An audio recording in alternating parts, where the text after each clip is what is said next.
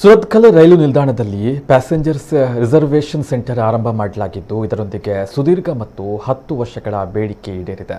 ಈ ಸೌಲಭ್ಯವು ಸುರತ್ಕಲ್ನಿಂದ ಮುಂಬೈ ಹಾಗೂ ಬೆಂಗಳೂರಿಗೆ ತೆರಳುವ ಪ್ರಯಾಣಿಕರಿಗೆ ಹೆಚ್ಚು ಪ್ರಯೋಜನವಾಗಲಿದೆ.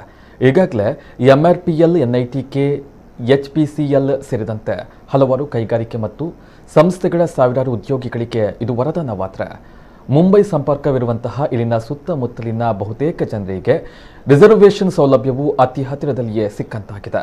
ಉಡುಪಿ ಜಿಲ್ಲೆಯ ಪಡುಬಿದ್ರೆಯಿಂದ ಮಂಗಳೂರಿನ ಕೂಳೂರುವರೆಗಿನ ಪ್ರಯಾಣಿಕರಿಗೆ ಇದು ಹೆಚ್ಚು ಪ್ರಯೋಜನಕಾರಿಯಾಗಿದ್ದು, ಹೆಚ್ಚಿನ ಜನಸಂದಣಿ ಇರದೆ ಆರಾಮವಾಗಿ ಮುಂಗಡ ಟಿಕೆಟ್ ಅನ್ನು ಕಾಯ್ದಿರಿಸಬಹುದಾಗಿದೆ.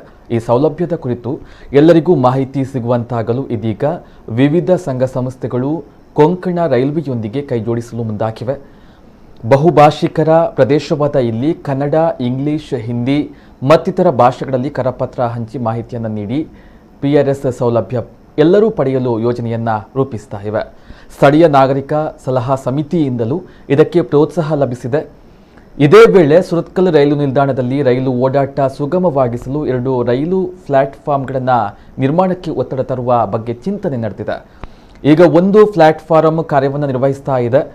ಇಷ್ಟೇ ಅಲ್ಲದೆ ಎರ್ನಾಕುಲಂ ನಿಜಾಮುದ್ದೀನ್ ಎಕ್ಸ್ಪ್ರೆಸ್, ಎರ್ನಾಕುಲಂ ಅಜ್ಮೀರ್ ಎಕ್ಸ್ಪ್ರೆಸ್ ರೈಲು ಸಹಿತ ಪ್ರಮುಖ ರೈಲುಗಳ ನಿಲುಗಡೆಗೆ ಬೇಡಿಕೆ ಮಂಡಿಸಲಾಗಿದ್ದು, ಇದಕ್ಕೆ ಕೊಂಕಣ ರೈಲು ನಿಗಮದ CMD ಸಂಜಯ್ ಗುಪ್ತಾ ಸ್ಪಂದಿಸಿದ್ದಾರೆ ಎಂದು ನಾಗರಿಕ ಸಲಹಾ ಸಮಿತಿಯ ಅಧ್ಯಕ್ಷ ರಾಜ್ ಮೋಹನ್ ರಾವ್ ತಿಳಿಸಿದ್ದಾರೆ.